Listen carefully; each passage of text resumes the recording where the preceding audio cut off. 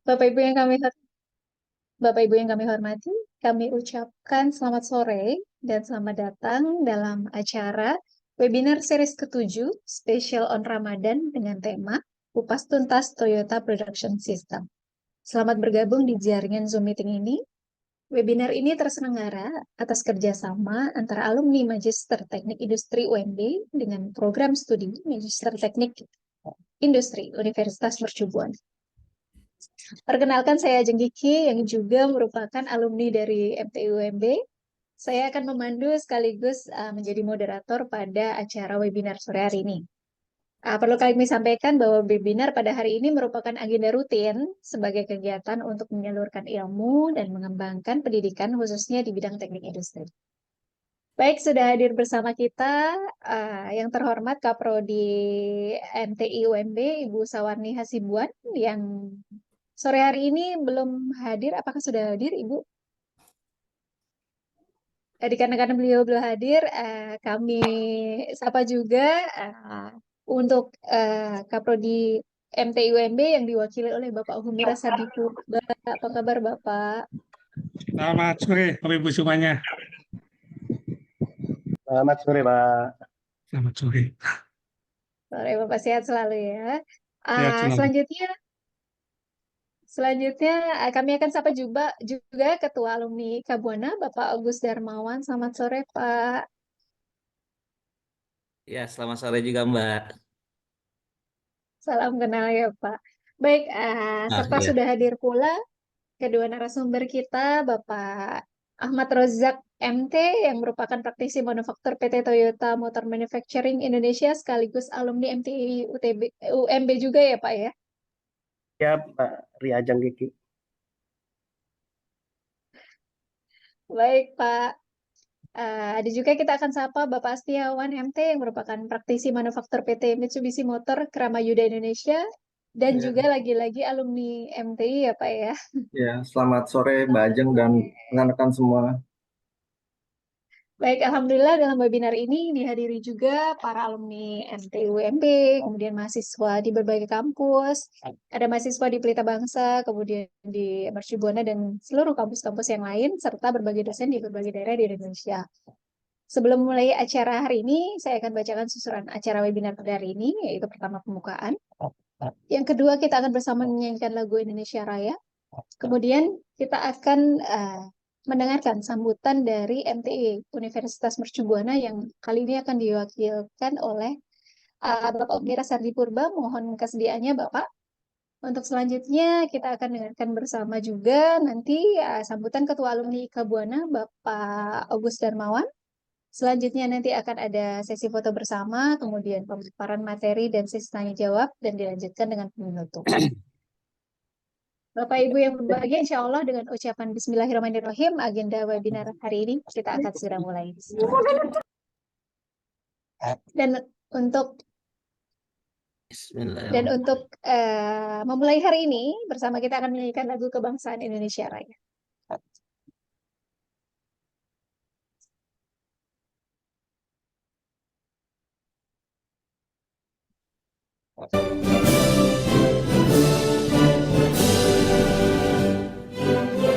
Indonesia tanah airku,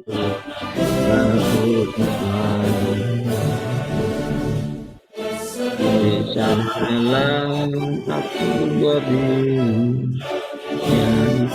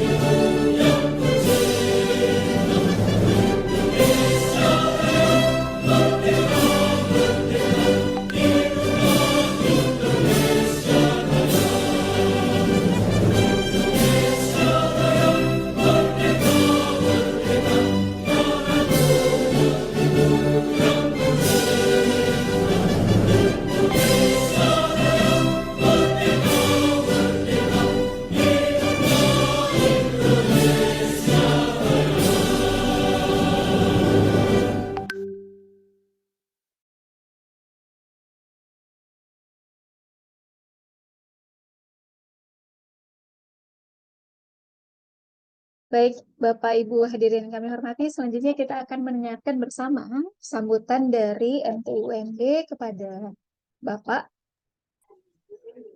Apakah Ibu Sawarni sudah hadir belum, Bapak? Ya, mohon kesediaannya Pak Humiras untuk dapat mewakili sebagai perwakilan MTUND, Bapak dipersilakan.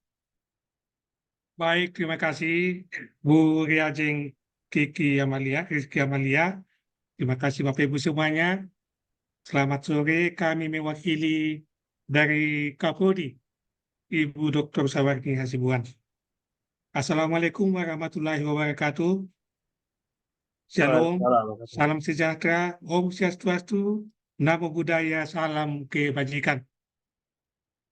Kita mengucap syukur bisa menggunakan waktu libur pada hari ini untuk webinar seri ke-7 spesial on Ramadan dengan mengambil topik kupas tuntas Toyota Production System.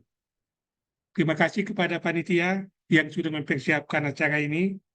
Terima kasih terlebih kepada narasumber kita, Bapak Setiawan Saan dari praktisi manufaktur Mitsubishi Motor Kramayuda Indonesia. Terima kasih juga kepada Bapak Ahmad Rozak yang juga alumni MTI, praktisi dari Toyota Motor Manufacturing Indonesia. Topik yang diangkat pada hari ini tentulah topik yang sangat menarik karena sebagaimana kita tahu bahwa Toyota punya sistem produksi sendiri. Di tengah-tengah kecenderungan industri ataupun produsen yang besar, dia cenderung untuk meninggalkan sistem produksi dan mensubkon kepada perusahaan lain. Tetapi Toyota unik. Dia tetap mengelola sistem produksi, bagaimana dia nanti kita akan dijelaskan oleh Pak Setiawan dan juga Pak Rojak, bagaimana dia menjaga kualitas, bagaimana dia menerapkan Kaizen Okayoke, kemudian mudah, murah, dan murih, dan aspek-aspek lain yang dipakai oleh Toyota sehingga dia bisa berkembang dan tumbuh menjadi industri otomotif yang saat ini menguasai dunia. Sekali lagi, kami ucapkan terima kasih kepada semua alumni MTI yang kami cintai dan selalu kami banggakan. Semoga acara kita pada sore hari ini dapat bermanfaat, baik buat alumni ataupun buat mahasiswa juga yang masih aktif, yang juga mengikuti acara ini. Salam dari Kapolri, dari Ibu Sawarni Hasibuan, dan selamat mengikuti acara ini dari awal, pertengahan, sampai selesai. Sukses buat alumni NTI dan sukses buat kita semua. Terima kasih. Kami kembalikan ke Bu Kiki. Baik, terima kasih Bapak Humiras. Untuk selanjutnya, kita akan simak bersama sambutan dan laporan kegiatan dari Ketua Alumni IKA Buana, Bapak Agus Darmawan, kepada Bapak Agus, dipersilakan. Bapak. Ya, Assalamualaikum warahmatullahi wabarakatuh. Waalaikumsalam. Alhamdulillah, Allahumma sholli ala Muhammad. Yang kami hormati Sivitas Akademika Universitas Mercu Buana beserta jajarannya, yang kami hormati panitia pelaksana webinar beserta kepengurusannya, dan yang berbahagia sobat alumni Mercu Buana dimanapun berada. Pertama-tama kami ingin menyampaikan apresiasi yang besar atas terselenggaranya kegiatan webinar hari ini. Semoga kegiatan webinar ini dapat berjalan lancar hingga akhir, dan semoga kegiatan webinar ini dapat memberikan manfaat kepada kita semua. Sobat alumni Mercu Buana yang berbahagia, sebagaimana yang kita ketahui bersama bahwa peningkatan kualitas alumni dan perluasan jaringan baik dalam jaringan dunia pekerjaan maupun dunia bisnis ini merupakan tanggung jawab kita bersama, yaitu seluruh stakeholder Universitas Mercu Buana, baik yayasan, rektorat, organisasi alumni maupun alumni itu sendiri. Untuk mewujudkan performa kiprah alumni di tingkat nasional, maka sangat dibutuhkan usaha yang serius, kerja keras, kerja cerdas, dan pengorbanan yang tinggi. hal itu perlu kita lakukan karena benefitnya akan dirasakan kembali oleh kita semua. Sebagai contoh, kami pernah melaksanakan program studi banding ke Ikatan Alumni Universitas Indonesia dan Trisakti. Bagaimana mereka membangun sinergi antara yayasan, rektorat, dan ikatan alumni dalam rangka untuk meningkatkan performa dari kiprah alumni di tingkat masyarakat. Adapun kegiatan kita sebagai alumni terbagi menjadi 3 kegiatan utama.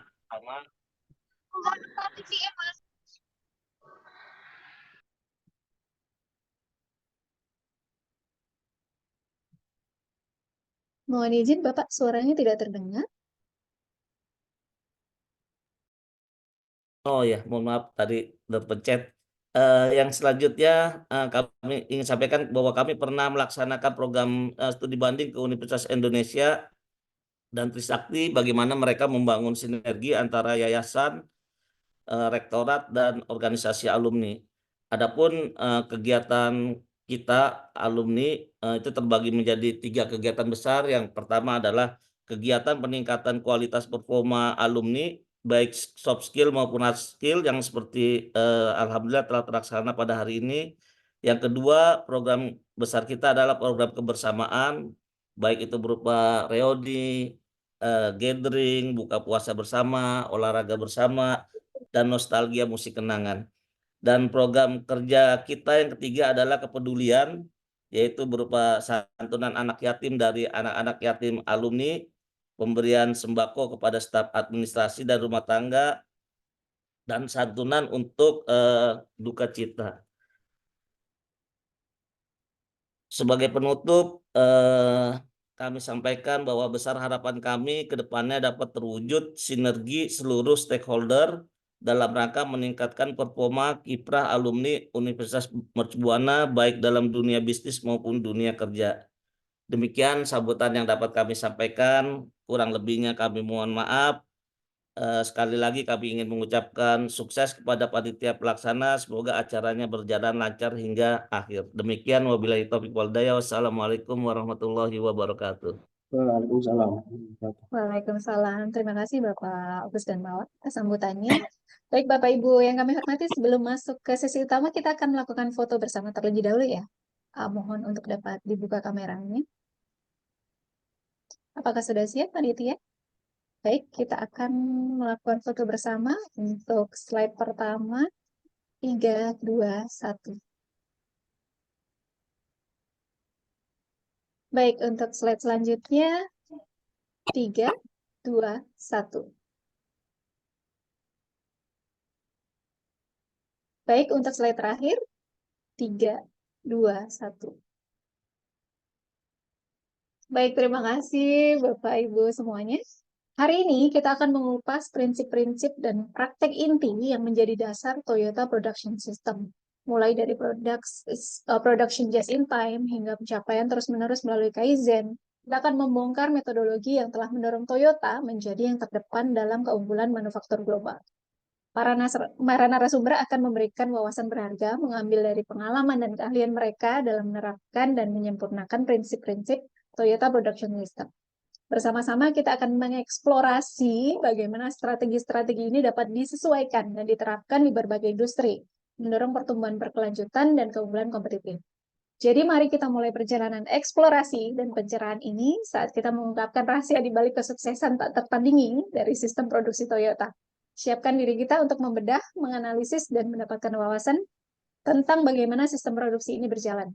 Baik, tanpa basa-basi lagi, mari kita telusuri dunia untuk total production of Toyota. Kita sambut para narasumber kita yang kompeten di bidangnya, sekaligus alumni juga dari dari MTI Universitas Mercubuana, yaitu Bapak Ahmad Rozak MT dan Bapak Setiawan MT. Mohon izin, nanti untuk sesi ini kita akan bagi menjadi 3 sesi ya Bapak. Pertama untuk pemaparan dari Bapak Rozak dulu, dan selanjutnya untuk pemaparan dari Bapak Setiawan, masing-masing 20 menit. Selanjutnya kita akan mengadakan sesi tanya-jawab nanti setelahnya. Untuk 3 penanya terbaik nanti akan mendapatkan hadiah menarik dari panitia. Baik, berarti kita langsung mulai saja dari Bapak Ahmad Rozak kepada Bapak Ahmad Rozak. Dipersilakan Bapak. Terima kasih Mbak Riajeng. Apakah suara saya terdengar jelas? Terdengar jelas, Bapak. Baik, Assalamualaikum warahmatullahi wabarakatuh. Selamat siang semuanya, Bapak, Ibu, Mas, dan Mbak semuanya. Pertama-tama saya ucapkan yang terhormat Kepala Prodi MTI UMB, Ibu Dr. Sarwani Hasibuan, mungkin sekarang belum hadir tapi diwakili oleh Bapak Dr. Humiras Adipurba. Yang kedua juga salam hormat saya kepada Bapak Agus Darmawan selaku Ketua IKA Buana, dan kepada Bapak Ibu dosen mungkin dari UMB, mungkin dari dosen-dosen yang lain juga, dan juga kepada Mas Setiawan San. Jadi kita panggilnya Mas sama Mbak aja nih karena kan kita sama-sama alumninya. Tapi kalau pada Pak Humiras kan ini dosen kita juga. Jadi saya panggilnya tetap Bapak. Oke, mungkin karena waktunya mungkin kita sangat terbatas, apalagi di sini disebutnya kupas tuntas. Ini saya khawatir nih, benar-benar bisa tuntas nggak nih? Karena kan waktunya terbatas. Sementara Toyota Brand System itu adalah sesuatu bangunan yang sangat besar ya. Kalau nanti digambarkan, nanti mungkin kita ngupasnya baru kulit-kulitnya dulu, walaupun kita nanti akan bahas. Tapi semoga semua peserta webinar ini bisa benar-benar bisa mendapatkan manfaat yang nanti akan kita sampaikan. Baik, saya akan share materi saya sebentar. Apakah materi saya sudah terlihat di layar?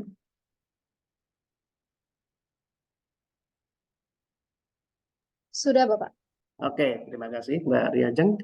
Baik, kita akan membahas atau saya akan sharing tentang Toyota Brand System. Bernama saya Ahmad Rozak, saya alumni dari MTI UMB Angkatan 23.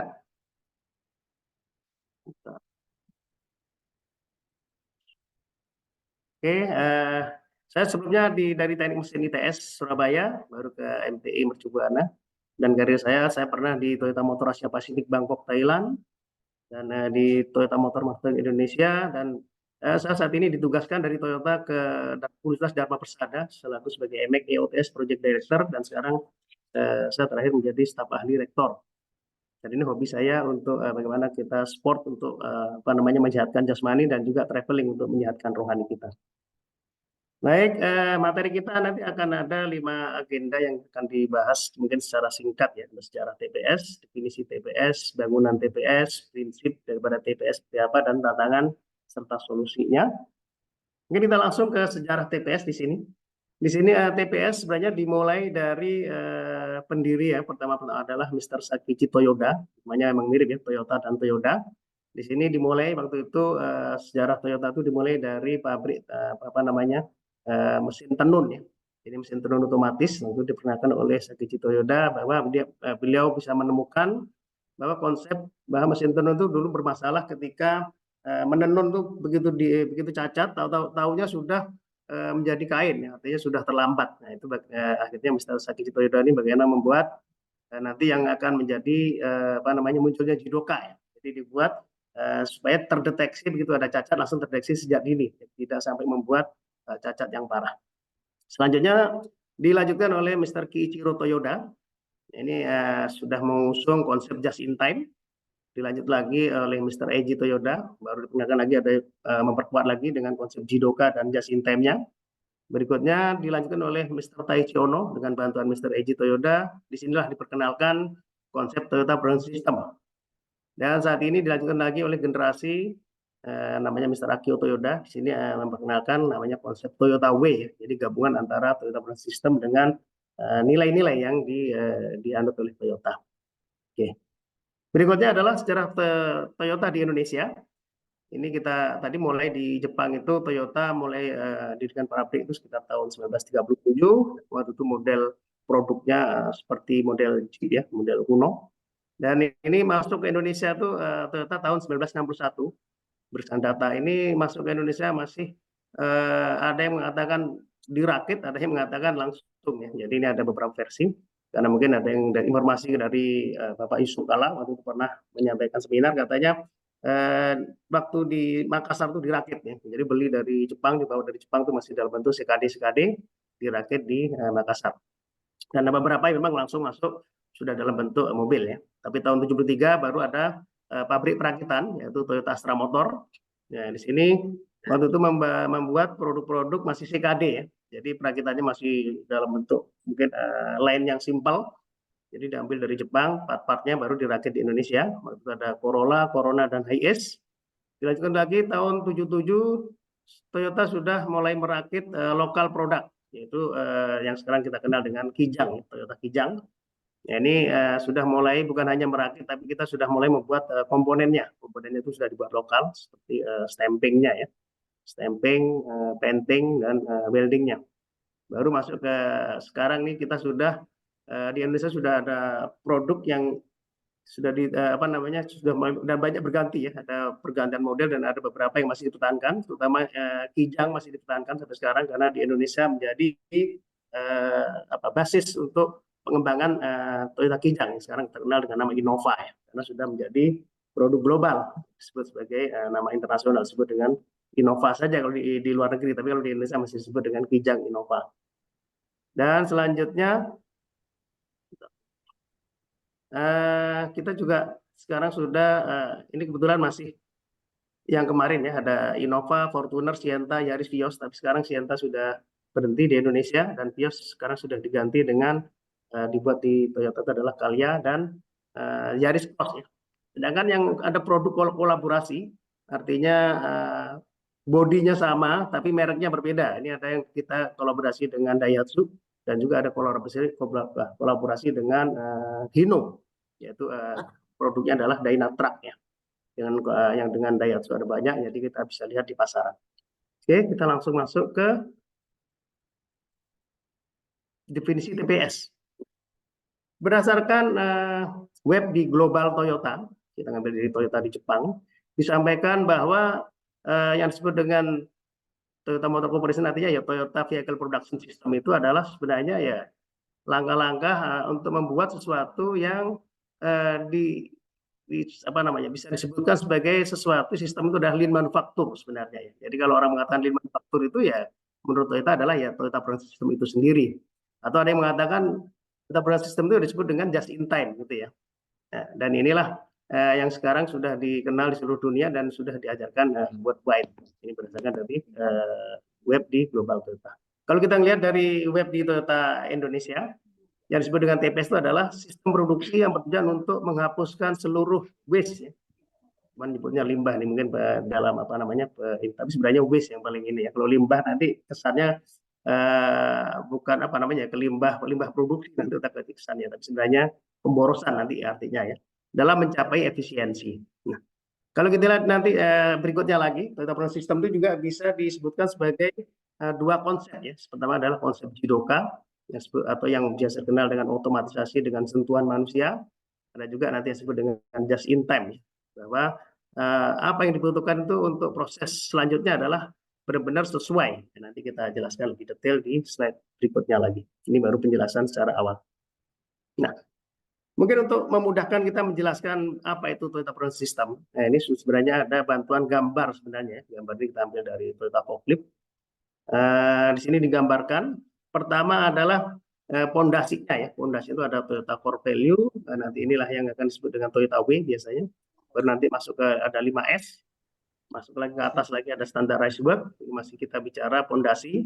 Baru di atasnya ada pilarnya. Tadi disampaikan ada just in time. Berikutnya lagi adalah Jidoka dan temboknya bisa ditulis dengan visual management di sini ya. Nah, naik lagi ke atas ada ada Kaizen dan naik lagi adalah total elimination of waste atau muda, baru masuk ke customer atau pelanggan. Ini tambahan sebenarnya ada beberapa versi ditulis customer atau pelanggan di atas ya. Jadi atap ini sebenarnya sebagai tujuan akhir daripada TPS itu adalah untuk customer. Oke. Kita akan bahas satu persatu daripada bangunan ini dan nanti lebih jelas. Yang pertama kita mulai dari atas ya. Jadi dari yang sebelah kanan kita lihat ini ada bangunan, bahwa atas itu adalah customer satisfaction tadi. Dan customer ini kalau di Toyota kita kita sampaikan kepada seluruh karyawan bahwa untuk supaya customer puas itu ya sekaligus bukan hanya customer ya. Customer itu kan bisa customer end customer, juga bisa next proses adalah customer seperti itu ya. Nah, itu kita minimal disebutkan ada 6 aspek yang kita sampaikan untuk bahwa karyawan itu harus selalu menjaga 6 aspek ini, dan ini juga menjadi KPI ya. di setiap proses yang ada di Toyota. Yang pertama adalah external safety ya. Nah, targetnya ada zero accident, zero incident. Yang kedua adalah quality Q. Targetnya untuk kualitas ya. Mungkin detailnya nanti kalau kita bahas nanti akan ini. Prinsipnya nanti ada kualitas yang harus kita jaga. Tentunya di dalamnya bagaimana kita mengurangi defect. Yang ketiga adalah cost ya, atau biaya. Bagaimana kita bisa mengurangi biaya yang ada di dalam proses. Berikutnya adalah delivery atau pengiriman. Bagaimana kita bisa mengurangi apakah lead time ataupun stok.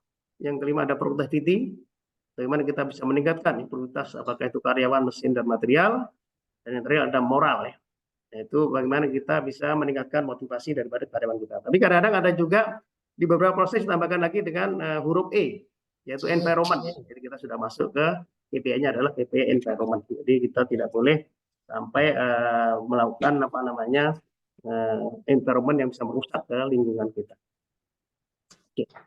Berikut adalah sekilas bahasan tentang KPI safety. Ya.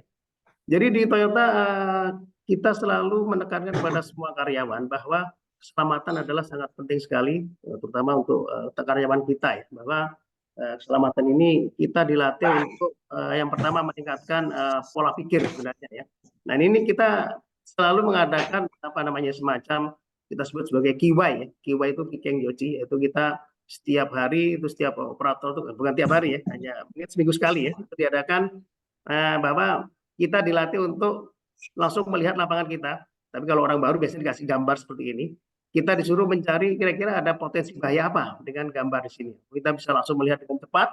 Itu artinya kita bisa melatih kepekaan kita bahwa oh ini ada bahaya ini dan menimbulkan dampak apa. Jadi seperti itu ya. Ini contoh misalnya ini orang turun tangga dia membawa buku. Ini kira-kira kemungkinan bahayanya apa dia dan akibatnya apa kalau dia misalkan jatuh, akibatnya apa? Misalkan bisa patah dan seterusnya. Nah, itu baru dituliskan di sini nih. Kira-kira apa masalahnya dan kira-kira usulannya apa, dampaknya apa dan usulannya apa. Itu dilatih ke semua karyawan dalam hal safety ya. Selain tadi target yang zero accident dan zero incident itu adalah target kita, tapi proses kita adalah kita melatih karyawan kita untuk selalu peka terhadap bahaya yang pertama. Yang kedua quality ya. Quality. Nah, di kita quality ini yang paling penting adalah setiap karyawan diminta untuk bisa menerapkan budaya built-in quality. Nah, ini yang biasanya kita kenal, yang setiap orang harus hafal bahwa setiap operator itu adalah sebagai inspektor. Jadi kita tidak hanya mengadakan seorang inspektor yang ada di depan, tapi kita sebagai operator juga harus berperan sebagai inspektor sendiri. Dan ini kita punya prinsip ada 3 TMC. 3 TMC, ada 3 kata-kata TMC-nya, tidak menerima cacat, tidak membuat cacat, dan tidak meneruskan cacat. Nah, kalau kita bisa menerapkan 3 TMC ini, harapannya produk yang kita buat itu tidak akan lolos sampai ke customer. Karena proses sudah dijaga ya, sudah kita tidak menerima, tidak membuat, dan tidak meneruskan. Ini yang menjadi dasar bahwa bagaimana kita bisa membangun kualitas yang benar-benar bisa kualitas yang bagus. Berikutnya kita bicara cost. Bicara cost, di sini kita selalu punya target-target ya. Jadi semuanya ada target-targetnya. Jadi contoh misalkan ya, kita kalau dalam setiap proses itu kita selalu membagi, ada proses yang kita sebut sebagai net value, ada proses yang ada perlu tapi tidak ada nilai tambahnya gitu ya, non value tapi dia perlu, dan memang ada satu lagi memang problem sebenarnya kita sebut sebagai problem, ini kita kasih warna merah. Bagaimana kita bisa menurunkan cost ini? Ya pertama yang kita kerjakan atau kita improve itu adalah problemnya harus kita hilangkan. Kalau memang belum bisa dihilangkan ya dikurangi. Seperti itu ya. Seperti ini nih. Jadi berikutnya kita masuk ke sini. Dan ini caranya seperti apa? Jadi kita sebut sebagai lean manufacture atau kita sebut sebagai konsep TPS tadi ya. Bagaimana kita menghilangkan pemborosan tadi itu. Dari sini yang pertama adalah yang problem kita kurangi. Yang kedua non value juga bisa kita kurangi ya dengan TPS tadi ya. Nah, tapi kalau kita sudah masuk ke yang net value harus kita kurangi juga. Ini kita sebut sebagai lean automation ya. Kita sudah mulai menerapkan konsep otomatisasi di situ di dalamnya. Dan sekarang di Toyota pengembangan otomatisasi kita tidak lebih diprioritaskan otomatisasinya itu adalah otomatisasi mekanik yang disebut dengan karakuri ya. Jadi bukan menggunakan robot atau nggak pakai energi. Jadi kita cukup menggunakan memanfaatkan gravitasi. Konsep-konsep gravitasi dan konsep mekanis. Jadi supaya begitu ada kerusakan tidak membutuhkan skill yang tinggi. Itu yang sekarang dikembangkan dan digencarkan ya. Kegiatan yang KIC-nya adalah otomatisasinya secara mekanik. Nah, yang berikutnya adalah aspek delivery atau pengiriman. Ini salah satu kegiatan yang dilakukan adalah kita bagaimana mengurangi lead time. Jadi ini ada contoh yang dilakukan dengan konsep value stream mapping. Yang sebelumnya itu adalah proses dari awal sampai akhir itu dibutuhkan lead time terpanjangnya adalah 5,2 jam ya. Ini diilustrasikan seperti ini gambarnya dan beberapa stop-stopnya digambarkan. Nah, dengan melakukan value stream mapping ini kita bisa menghemat 3,85 jam. Artinya ada memendekan lead time dengan mengurangi stok dan mungkin memperpendek supply chain-nya ya. Jadi kita bisa menjadi lead time-nya menjadi lebih pendek lagi. Berikutnya adalah yang P yang kelima yaitu productivity. Bagaimana kita bisa meningkatkan produktivitas. Nah, konsep kita untuk meningkatkan produktivitas ini adalah konsep sebenarnya kita mulainya dari input dan output. Baru di tengahnya kita sebut sebagai Kaizen ya. Nah, bagaimana kita bisa mengkaizeng apa yang Kaizen ya? Kita Kaizen adalah inputnya ini sebenarnya. Kalau input ini bisa kita Kaizen, outputnya nanti akan nilainya pasti akan menjadi naik. Seperti rumus ya, produktivitas itu adalah output dibagi dengan input. Artinya kalau outputnya ditinggikan, produktivitasnya pasti akan naik, dan inputnya dikurangi, produktivitasnya pasti akan naik. Nah, apa yang kita kurangi di sini? Bagaimana kita bisa mengurangi bagaimana kita bisa mengurangi mesin, bagaimana kita bisa mengurangi material, dan bagaimana kita bisa mengurangi energi. Ini yang kita lakukan secara terus-menerus.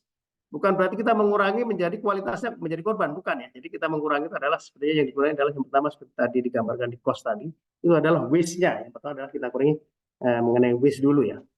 Baru kalau yang lain baru kita menggunakan konsep teknologi nanti ini. Berikutnya kita masuk ke yang keenam, moral. Nah, moral ini kita gambarkan sebagai semangat komunikasi ya antara karyawan dan pimpinan. Di pimpinan kita ada presiden direktur atau direktur utama, ini turun ke bawah ada direktur dan manajer, supervisor dan operator. Ini kalau kita punya kebijakan itu selalu dari atas diturunkan sampai ke bawah. Dan ini ada mekanisme untuk menyampaikan kebijakan itu secara rutin ya.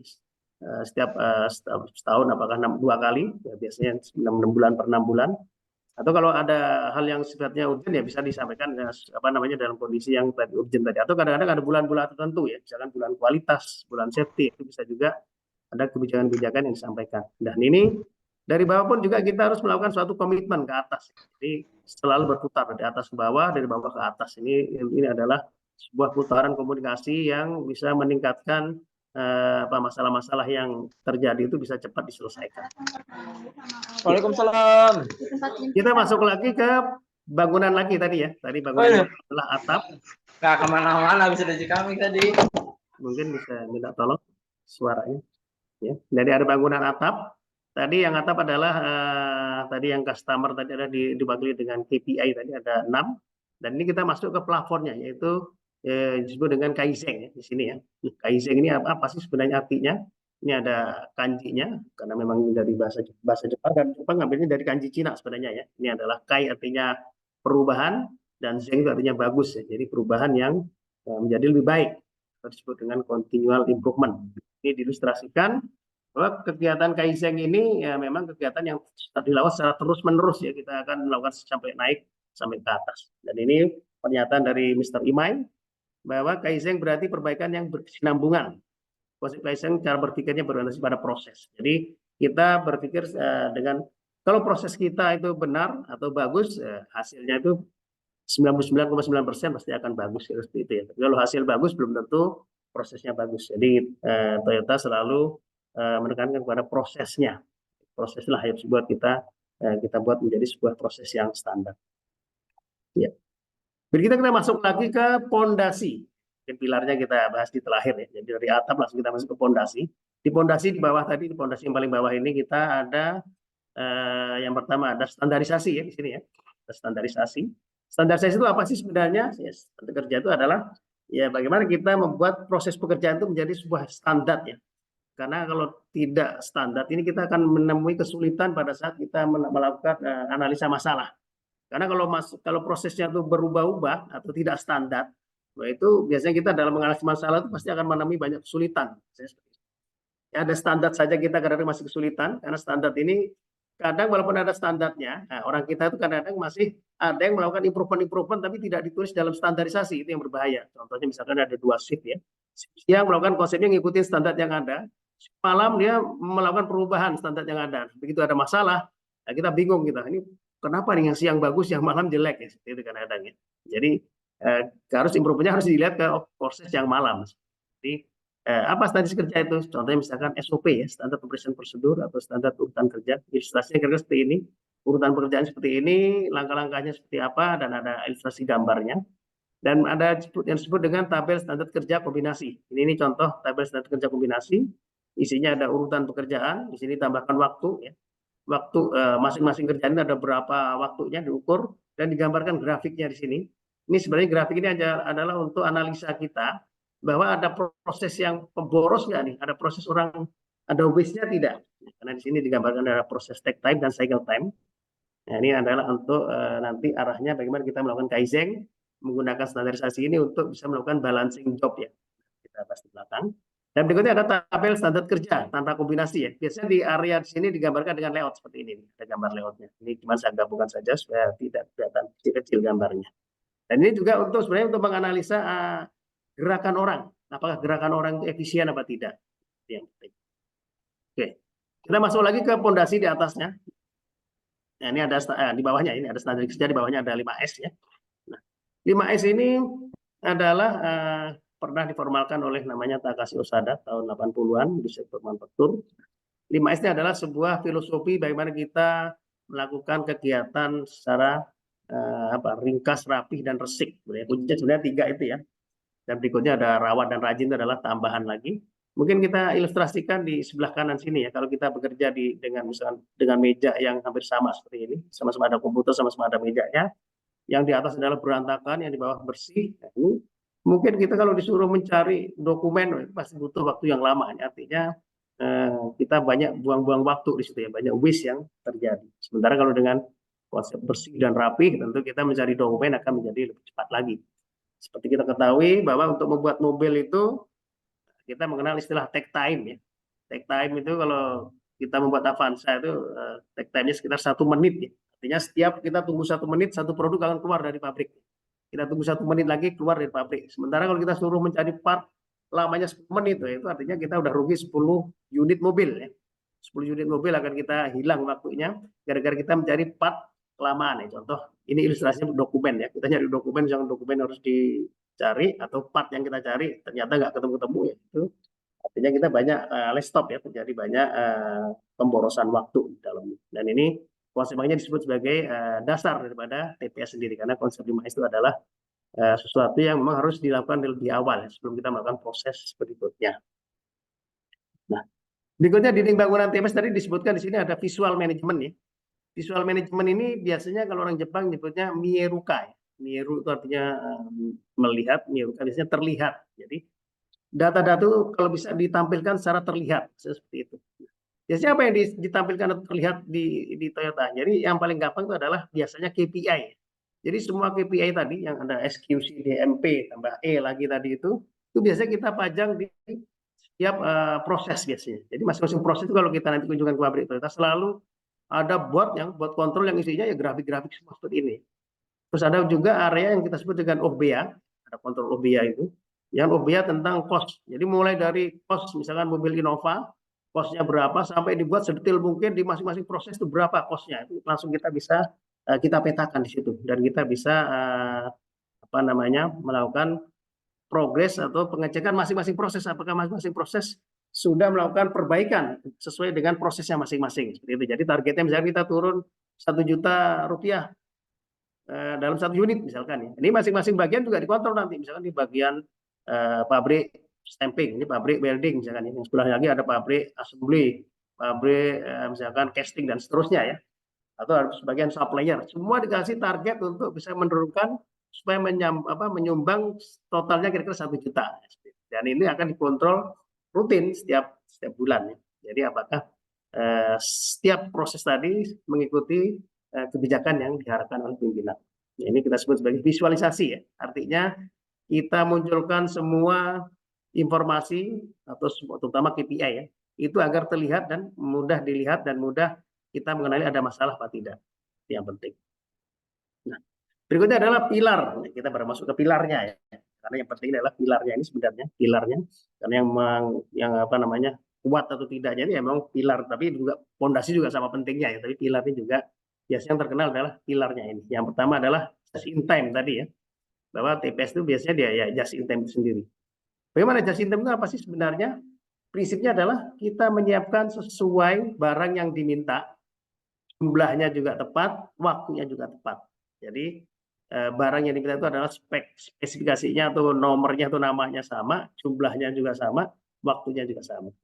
Ini digambarkan konsep just in time ini bisa berjalan. Ini kita ilustrasikan adalah proses ya, ini proses pembuatan mobil misalnya dari proses awal, terus proses berikutnya perakitan, terus sampai ke dealer ya, dari dealer baru ke customer. Kita melakukan konsep just in time itu biasanya dimulai dari custom dari belakang ya, kita konsep dengan kita kenal dengan istilah full system ya, menarik.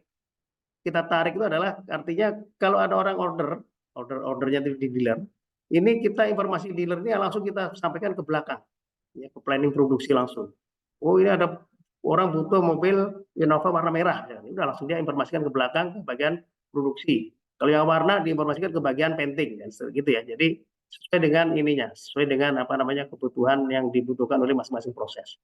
Nah ini adalah informasi kita tarik ke belakang. Nah dari proses belakang ini dia akan menggunakan kambang sistem ya. Jadi ini kambang, ini putaran kambang. Jadi dia butuh misalkan part model A, ya udah dia minta ke supplier kirim kambang A. Nah nanti akan dikirimkan oleh supplier ini pada waktu tertentu karena kambang itu ada cycle-nya. Cycle itu bisa dihitung berdasarkan besar kecilnya part juga jumlah ya. Jadi ini ada apa namanya pelajaran tersendiri nanti kalau kita membahas kambang ini. Prinsipnya adalah kita yang kita butuhkan nanti jam 1 ya itu harus datang jam 1. Bukan jam 3 ya. Nah, ini kita sebut sebagai kambang ya, dan kambang ini ada kambang bisa kambang proses dan ada kambang produksi. Nah ini adalah sama, ini di assembly pun juga mengirimkan kambang-kambang sistem. Nah ini yang disebut dengan just in time itu adalah didukung oleh kegiatan atau realisasi dari penggunaan kambang ini. Dan konsepnya harus full system, ya. Harus konsep tarik dan digunakan kambang, maka kita bisa menerapkan konsep just in time. Jadi seperti itu apa namanya penjelasan secara ringkasnya. Nah, berikutnya adalah pilar yang berikutnya ada jidoka. Di sini ada jidoka. Jidoka itu prinsipnya adalah bagaimana kita bisa menjaga kualitas produk dengan menghindari terjadinya cacat. Itu tadi disebut dengan otonomisasi gitu ya. Ada otomatisasi, ada jidoka otonomi. Mungkin agak sedikit. Di sini ada sedikit saya gambarkan ilustrasi perbedaannya apa itu otomatisasi dan apa jidoka gitu ya. Misalkan dari segi orang. Kalau dari segi orang, kalau jidoka itu adalah satu orang harus bisa menerapkan konsep penanganan multiproses. Jadi satu orang bisa bekerja dengan beberapa proses. Itu konsep apa namanya jidoka ini ya. Jadi bukan orang menungguin proses gitu. Itu artinya banyak mudahnya nanti ininya. Yang kedua untuk mesin misalkan ya. Mesin ini nanti yang paling apa namanya berhubungan dengan jidoka itu adalah mesin dapat mendeteksi kesalahan dan berhenti secara mandiri. Ini sebenarnya kuncinya di sini. Bahwa kalau mesin itu masih ada rusak itu tetap berjalan, nggak rusak tetap berjalan ya itu artinya belum jidoka. Tapi kalau mesin begitu ada cacat, ya mesin itu langsung berhenti dan dia akan berhenti secara mandiri ya. Jadi tidak perlu orang yang mematikan. Itu yang paling ini sebenarnya yang paling ideal di sini. Nah berikutnya untuk quality, bagaimana nih perbedaannya? Kalau di sini adalah mesin itu begitu ada cacat atau begitu mesin rusak, mesin juga berhenti. Ini sama yang di atas. Ini juga akan terjadi berhenti. Tapi kalau di sini tidak, dia masih tetap bisa jalan. Jadi orang yang harus akan memberhentikan dan ini bisa terjadi cacatnya akan banyak ya, kerugiannya akan kita menjadi banyak. Nah, dari kesimpulan di atas ini untuk otomatisasi ini kalau ada masalah tentu kita akan masalahnya mungkin banyak dan kita untuk menanggulanginya pasti akan butuh waktu yang banyak ya karena sudah terjadi beberapa proses sudahnya ya. Kita ketemu sesudahnya baru kita tarik ke belakang. Tapi kalau dengan konsep jidoka ini begitu mesin rusak udah berhenti kita langsung analisa. Nah, itu artinya kita lebih mudah untuk mencari akar penyebabnya dan juga lebih cepat juga untuk kira-kira usulannya apa karena langsung bisa ketahuan di situ ya karena sudah masih waktu yang sama ya. Tapi kalau udah waktunya udah berbeda itu kita banyak faktor-faktor yang harus kita analisa di situ. Apakah ini shift malam atau shift siang atau ini pas kejadian apa itu terlalu banyak faktor, banyak asumsi yang digunakan atau banyak data yang terlibat untuk sebagai analisa. Dan ini salah satu konsep bagaimana kita melakukan Jidoka itu adalah kuncinya adalah Pukayoke. Ini salah satu penerapannya ya. Pukayoke itu kalau kita ibaratkan adalah bagaimana sesuatu yang tidak sesuai itu langsung bisa terdeteksi. Seperti itu ya. Contoh misalkan kita ingin produk ini berkirim sampai ke proses berikutnya adalah posisinya yang yang bentuknya seperti ini nih, yang kecil di atas, yang gede di bawah misalkan ya. Tapi kalau ada barang yang naruhnya terbalik, yang besar di atas, kecilnya di bawah, ini pasti akan dengan adanya Pukayoke yang warna hijau ini dibikin seperti pintu gerbang ini. Nah, kalau dia yang sesuai dengan harapan, dia pasti akan bisa lolos karena sesuai dengan bentuknya. Tapi begitu bentuknya berbeda, dia akan jatuh ke bawah. Nah, ini artinya kita menganggap ini adalah Pukayoke ini adalah sebuah kegiatan daripada Jidoka itu sendiri. Dan ini biasanya dibantu lagi dengan adanya andong ya. Andong ini adalah untuk mempercepat atasan kita ataupun bagian maintenance bahwa terjadi ada sesuatu yang abnormal ya, sesuatu yang bermasalah, dan dia akan harus cepat untuk bisa mendatangi proses di mana proses itu terjadi, dan kita bisa yang ini di sini bagaimana kita bisa mempercepat masalah itu bisa selesai. Karena kalau kita seperti tadi saya sampaikan, kita membuat mobil Avanza itu 1 menit 1 unit, itu kalau kita delay line stop gara-gara mesin rusak 10 menit, kita udah hilang 10 unit yang seharusnya bisa kita produksi. Itu artinya hilang kesempatan untuk melakukan 10 unit produksi gara-gara hanya 10 menit ya, apalagi 1 jam itu 60 menit, berarti 60 unit kita hilang. Nah, ini adalah yang disebut dengan Jidoka tadi. Oke, prinsip TPS seperti apa? Nah, di sini sebenarnya konsep TPS itu bisa dilaksanakan. Yang pertama harus sistem pull atau sistem tarik tadi ya.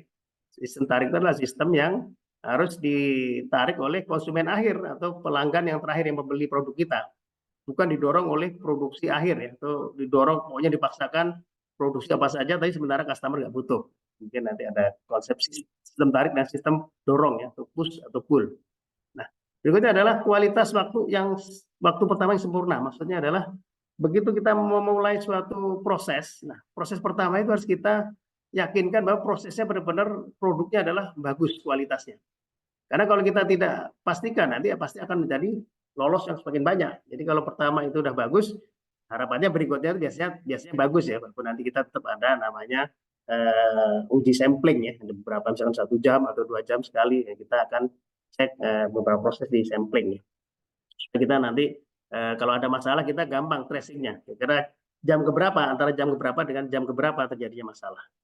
Berikutnya adalah konsep TPS itu adalah pengurangan pemborosan itu sendiri ya, bahwa dengan waste tadi itu, dengan menghilangkan semua waste. Nah, ini artinya waste itu apa sih sebenarnya? Waste itu adalah aktivitas yang tidak menambah nilai. Ini yang penting. Ini adalah yang disebut dengan waste tadi. Berikutnya apa? Perbaikan kelanjutan atau kita sebut dengan Kaizen ya. Jadi dengan melakukan, setelah kita bisa melakukan waste itu ya kita lakukan dengan cara Kaizen. Kaizen itu apa? Ya kita melakukan perbaikan terus-menerus, apakah dengan mengurangi biaya, meningkatkan kualitas, meningkatkan produktivitas, dan seterusnya. Jadi hal-hal yang sebenarnya kuncinya biasanya kalau ditanya yang tidak lepas dari SQC, DMPE tadi ya, yang ada 6 atau 7 di atap daripada bangunan TPS. Berikutnya adalah fleksibilitas. Ini yang penting daripada kegiatan TPS, yaitu kita memproduksi produk campuran. Jadi di Toyota itu kadang satu line itu kalau bisa jangan hanya satu produk. Satu line itu kalau bisa 4, 5, 6 ya nggak apa-apa, paling bagus. Tapi kadang-kadang kan tidak semudah itu langsung kita harus bisa banyak ya. Kadang-kadang kan model tuh tidak similiar ya. Jadi terlalu banyak dan terlalu rumit itu malah jadi kadang-kadang berbahaya dan kadang-kadang malah tidak efisien. Jadi kadang-kadang kita antara 2 sampai 3 atau 4 ya. Tapi kalau memang mirip-mirip bisa 4, tapi kalau nggak terlalu mirip ya 2 ya, seperti itu. Contoh kalau di line Toyota, Innova sama Fortuner itu sama Zenix sekarang kita gabung jadi satu line ya. Ada Zenix sama Innova yang masih sebelumnya, atau yang Fortuner itu masih satu line. Satu line dibikin mix ya, 3 model itu bisa memakai line yang sama. Nah, kalau line satu lagi adalah mobil-mobil kecil atau mobil-mobil sedan ya. Ada Yaris Cross, waktu itu ada Sienta waktu itu ya, atau Vios, itu digabung menjadi satu line. Dia bisa karena model-modelnya mirip ya. Berikutnya adalah membangun dan memelihara hubungan jangka panjang dengan pemasok. Jadi kita sebagai industri utama itu tidak hanya berpikir kita sebagai industri utamanya, tapi kita juga harus sama-sama berbagi supaya jangka panjang hubungan kita. Karena kan kita untuk membuat suatu produk itu ya bukan hanya jangka pendek, memang harus jangka panjang. Karena kan model itu kan terus berganti ya, walaupun kayak zaman dulu ada Kijang Doyok, habis itu ganti lagi dengan Kijang Kapsul ganti lagi dengan Kijang Innova dan seterusnya, Innova jadi Zenith dan seterusnya. Nah itu kan hubungannya panjang. Nah, ini kita biasanya melakukan kegiatan secara bersama dengan supplier ya. Kita dari Toyota mengirim expert-expertnya ke supplier untuk melakukan Kaizen di supplier ya.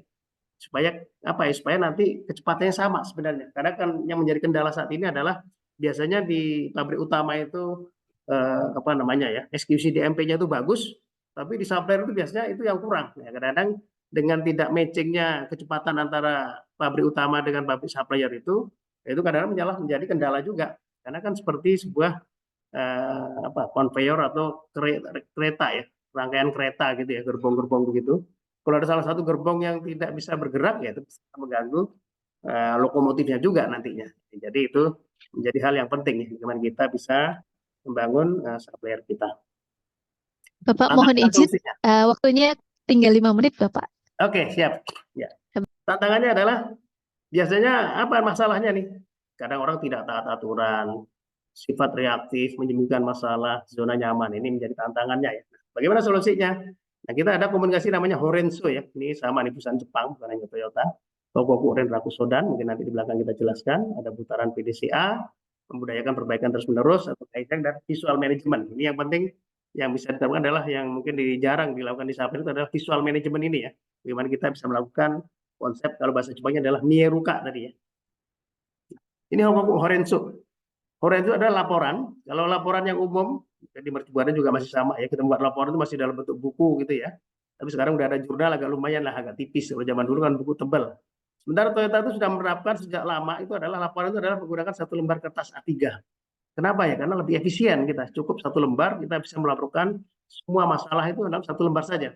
Yang lain itu hanya lampiran aja, nggak perlu disampaikan. Nah, berikutnya adalah Renraku, bagaimana kita bisa menginformasikan ke semua bagian yang terkait. Dan yang paling penting adalah ada sodan atau konsultasi diskusi, tentunya pasti dengan data dan fakta. Itu yang penting ya. Kalau kita bisa lakukan tiga-tiganya ini, itu pasti masalah yang terjadi pun dengan cepat bisa kita selesaikan. Berikutnya adalah PDCA management, ini ada plan. PDCA ini plan do check action ya. Tapi kadang orang Jepang mempelesetkan, orang Indonesia itu PDCA-nya ini bukan plan do check action, tapi P-nya bener plan, tapi D-nya adalah bukan do tapi delay. E-nya itu adalah bukan check tapi cancel gitu ya. E-nya adalah bukan action, E-nya adalah apologize. Jadi habis planning, habis gitu delay, habis delay di cancel, habis cancel baru minta maaf ya. Apologize bos. Kita planning lagi ya, seperti itu ya. Bagaimana kita buat planning ya, nanti bisa dibahas secara tersendiri ya. Ada 7 step, ini ada langkah-langkah untuk membuat planning yang bagus. Do-nya ya harus kita tentukan ya, bagaimana kita melakukan pelaksanaan do. Untuk do di Toyota kita untuk kegiatan Kaizen itu ada QCC, ada ID, KPI improvement, juga kita ada kegiatan dalam company dan antar company untuk melakukan konsep-konsep Kaizen tadi ya. Nah, stepnya apa? Kita ada company meeting, ada company meeting dalam satu perusahaan, tapi kita juga antar company, karena Toyota itu ada beberapa di beberapa negara ya, kita meeting dengan beberapa Toyota di beberapa negara ya, untuk kita ambil apa? Kita ambil comparison dan sharingnya ya, sharing informasi. Yang terakhir adalah action. Ini bagaimana kita supaya terus-menerus membudayakan bahwa masalah itu adalah golden egg. Ini yang penting ya. Dan masalah itu apa sih? Masalah itu adalah sebenarnya antara harapan atau target dengan kenyataan. Kenyataan itu adalah pencapaiannya ya. Selama itu terjadi gap, nah itulah kita sebut sebagai masalah. Kita bisa menemukan masalah, kita bisa melakukan perbaikan secara terus-menerus. Dan masalah itu dari mana? Biasanya tidak lepas dari eksekusi DMP ini. Kira-kira demikian sharing dari saya tentang TPS. Semoga bisa bermanfaat. Nanti kita sambung lagi. Dan mungkin dari tambahan lagi, saya kembalikan lagi waktunya kepada Mbak Ria Ajeng lagi. Baik, menarik sekali ya tadi pemaparannya. Namun bagi nanti yang ingin bertanya, mohon untuk di hold dulu karena setelah ini kita akan mendengarkan langsung untuk selanjutnya pemaparan dari Bapak Setiawan. Dan setelah nanti dari Bapak Setiawan, nanti kita akan kembali membuka sesi tanya jawab. Namun sebelumnya kita akan bacakan dulu profilnya siapa Bapak Setiawan karena tak kenal maka tak sayang ya. Jadi Bapak Setiawan ini merupakan Production Strategy Manager di Mitsubishi Motor Pramayuda Indonesia. Terus beliau juga merupakan Lean Manufacturing Practitioner. Terus beliau juga merupakan Transformation Digital Expert for Automotive Company di Ministry of Industry. Kemudian beliau juga verification team for Automotive Industry 4.0 ya Pak ya, untuk standar kompetensi kerja nasional Indonesia. Baik, menarik sekali. Dipersilakan Bapak Setiawan untuk dapat menyampaikan pemaparannya. Oke, saya akan mulai. Saya izin share screen ya. Baik Bapak. Oke, apakah sudah terlihat?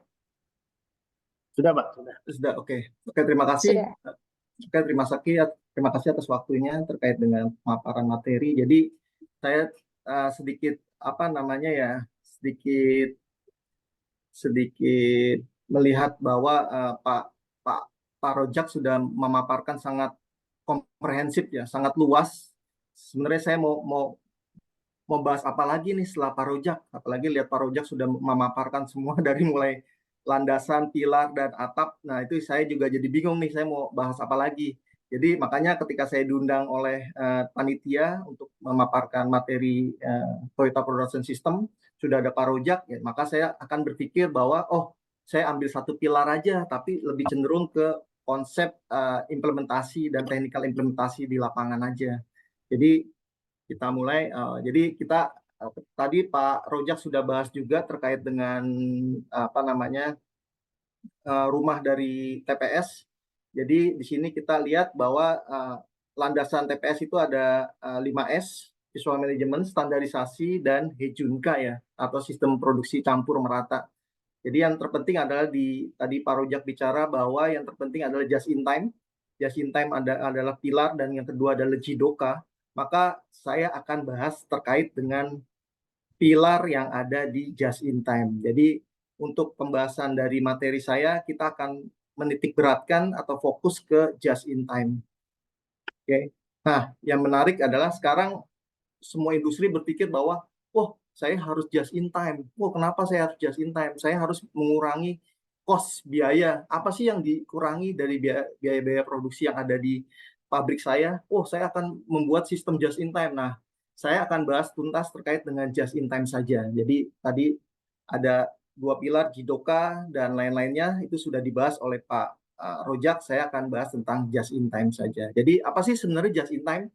Jadi sebenarnya just in time itu adalah hanya memproduksi barang sesuai jenis, waktu, jumlah yang dibutuhkan dengan cara yang ekonomis. Jadi di sini ada kata-kata bahwa kita memproduksi dengan cara yang ekonomis. Di sini ada cara ekonomis. Ekonomis itu kalau kita bicara tentang ekonomis, maka kita bicara tentang sebuah efisiensi, di mana kita bisa memproduksi sebuah barang dengan level efisiensi yang tinggi, dengan biaya cost yang rendah. Maka apa sih yang harus cost-nya rendah? Apa yang harus kita lakukan? Maka kita harus menerapkan just in time. Nah, prinsip operasi dari just in time, prinsip operasinya ada 3. Tadi sudah dijelaskan oleh Pak Rojak bahwa prinsip pull system. Pull system adalah sistem tarik, di mana kita mensinkronisasikan antara customer dengan produksi kita. Apa yang customer minta, maka itulah yang kita produksi. Nah, berarti banyak sekarang industri yang ada di Indonesia, masih banyak industri yang masih menggunakan sistem push system, sistem dorong. Sistem dorong itu apa? Sistem dorong itu customer tidak minta, tapi kita tetap memproduksi barang tersebut. Customer tidak meminta, kita tetap melakukan proses produksi. Nah, itu yang bisa menyebabkan terjadinya stock finish good. Stock finish good itu akan lebih bahaya dibandingkan stok di awal-awal proses. Kenapa? Karena stok finish good sudah melakukan treatment, penggunaan orang, penggunaan proses, energi listrik, dan lain-lain. Nah, itu sangat bahaya. Makanya dalam 7 waste, kalau kita bicara mudah pemborosan, waste 7 waste, maka waste terbesar adalah overproduksi. Nah, itu adalah waste yang terbesar. Artinya overproduksi itu bisa kita membuat sebuah barang yang customer yang nggak mau beli. Buat apa kita membuat barang yang customer nggak mau beli? Makanya kita gunakan prinsip pull system, prinsip tarik dari customer. Adanya permintaan, maka kita buatlah produksi. Lalu yang kedua adalah tentang proses continuous flow. Nah, dalam Toyota Production System kita mengenal sebuah continuous flow. Continuous flow itu apa? Artinya kita memproduksi berdasarkan permintaan customer dengan jumlah mass production yang terus-menerus dalam lini produksi kita. Nah, yang ketiga apa? Syarat ketiga yaitu takt time. Maka kalau kita bicara tentang just in time adalah di mana kata terakhir adalah time, maka kita memadukan antara proses produksi kita dengan time. Time-nya apa? Itu takt time. Takt time itu adalah tarikan permintaan customer. Ada tarikan dari customer, kita buat produksi. Nanti kita bahas satu persatu berikutnya. Dari 3 syarat tersebut, yang terpenting adalah agar konsep just in time ini terus berjalan secara efektif, maka kita harus melakukan hejunka atau leveling produksi. Jadi tadi dijelaskan oleh Pak Rojak bahwa di dalam lini produksi Toyota ada Fortuner, Innova, itu digabung, yang jadi mobil-mobil yang besar itu digabung dalam satu lini produksi. Tujuannya apa? Tujuannya adalah kita bisa meredam fluktuasi dari permintaan customer. Jadi misalkan, oh ternyata Fortuner lagi turun, Innovanya lagi naik. Nah, tapi kita masih tetap bisa menggunakan sumber daya manusia yang sama dalam lini produksi tersebut. Kalau misalkan kita pisahkan menjadi sebuah lane terpisah atau dedicated lane terpisah, maka ketika terjadi penurunan dalam permintaan customer, maka kita harus mengurangi jumlah karyawan di lini tersebut. Jadi tidak fleksibel lane tersebut. Nah, ini adalah konsep hejunka. Kenapa sih harus hejunka? Jadi kita bahas satu persatu. Ini adalah hejunka. Jadi kenapa sih kita harus hejunka? Jadi hejunka itu adalah suatu sistem produksi yang memproduksi bermacam jenis barang, tipe, model dalam satu lini produksi. Nah, kenapa sih dalam lini produksi? Misalkan ini, dalam satu lini produksi, maka kita memproduksi jenis putih, jenis kuning, dan jenis merah. Nah, ini kenapa seperti ini? Karena permintaan customer, ini suaranya. Oke, jadi karena permintaan customer, karena setiap customer meminta barang atau order kepada kita, itu tidak dalam satu jenis tipe. Misalkan di Indonesia, misalkan di Mitsubishi. Di Mitsubishi ada Pajero, ada Expander, ada X-Force, ada L300 diproduksi. Nah, ketika dia customer itu ketika minta, dia tidak minta hanya mobil Pajero, dia tidak hanya minta mobil Expander aja, tapi dia minta sekaligus ada Pajero, ada Expander. Makanya kita buat sebuah lini produksi yang hejunka. Tujuannya apa? Ketika ini selesai diproduksi, maka kita tidak perlu menyetok banyak-banyak barang. Coba misalkan kita memproduksi barang dalam satu lini produksi, misalnya satu lot, kita buat 100 expander, maka yang keluar adalah 100 expander. Bagaimana dengan orang atau customer yang meminta Pajero? Dia tidak terlayani dengan baik, karena yang kita buat hanya expander. Seperti itu. Maka expander pun kita buat 100, padahal yang minta hanya yang order hanya 20, maka sisanya sekitar 80 unit itu akan jadi sebagai stok, dan itu sangat berbahaya. Nah, makanya kita sebisa mungkin membuatlah konsep hejunka dalam satu lini produksi terdiri dari berbagai jenis macam unit. Nah, kalau kita lihat di sini, kita dibanding kita memproduksi cara AAA, BBB, dan CCC, maka better kita leveling, kita mix produksinya menjadi ABC, ABC, ABC, ABC. Tujuannya apa? Maka ketika ada sampai finish produk, maka yang keluar adalah ABC, ABC, ABC, dan langsung terserap ke customer, langsung terjual ke customer. Customer tidak ada perlu yang menunggu dan lain-lain. Tapi tentunya ini berdasarkan dari orderan dari customer. Kalau kita lihat ilustrasi di sini, kalau kita membuat produk A dulu, maka di proses machining, ini proses machining, dan ini ceritanya perakitan, maka machiningnya ini maka hanya di proses A ini akan sibuk, di proses B dan C akan menganggur. Nah, begitu pula dengan di lini perakitan. Di A-nya sibuk sampai, dan yang keluar adalah stoknya adalah stok A. Beda dengan proses produksi campur merata. Inilah proses produksi campur merata, di mana proses machining ini ada lane A, lane B, dan C, dan yang ini perakitan. Maka terciptalah sebuah finish good yang beragam, yaitu A, B, dan C. Itulah konsep Ejunka. Nah, ini adalah contoh konsep Ejunka yang bisa kita terapkan di industri manufacturing kita. Jadi, Hejunka itu kita bisa melakukan Hejunka dalam jumlah maupun dalam varian. Kenapa sih Hejunka dalam jumlah dan dalam varian? Misal contoh, dalam jumlah hari kerja bulan ini sekitar 20 hari kerja, jumlah produksi bulan ini 1000 unit. Maka 1000 bagi 20 sama dengan 50 unit per day. Artinya di sini kita memproduksi barang itu harus menggunakan konsep ini. Artinya di sini secara jumlah dalam sehari kita memproduksi 50, di mana 50 ini terdiri dari 25 tipe A, 15 tipe B, dan 10 tipe C.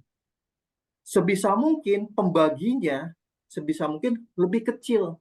Semakin kecil unit yang kita bagi, artinya di sini nanti di finish good-nya akan semakin kecil. Jika finish good-nya semakin kecil, otomatis jumlah stok finish good-nya akan semakin rendah. Nah, semakin rendah lebih cepat diberikan ke customer tanpa adanya stok. Bisa kalau kita memproduksi misalkan dalam satu hari pertama kita hanya memproduksi varian A semua, maka di hari pertama kita kebanyakan stok varian A tapi tidak ada produk varian B dan C, dan itu sangat bahaya. Padahal si customer meminta barang kita adalah varian A, B, dan C. Nah, ini makanya perlu dilakukan Hejunka dalam hal jumlah maupun Hejunka dalam hal varian. Jadi dalam satu hari 3 varian itu keluar. Jumlahnya juga minim seperti itu. Nah ini adalah contoh membuat Hejunka. Jadi Hejunka itu sebenarnya di dalam proses produksi kita sistem just in time itu menggunakan sistem Kanban. Kanban itu adalah kartu. Kanban kartu atau sinyal sebagai instruksi untuk melakukan sebuah produksi. Nah, kalau kita lihat di sini, misalkan kerja di sebuah komponen otomotif, misalkan komponen produk kita adalah upper, lower, dan grill.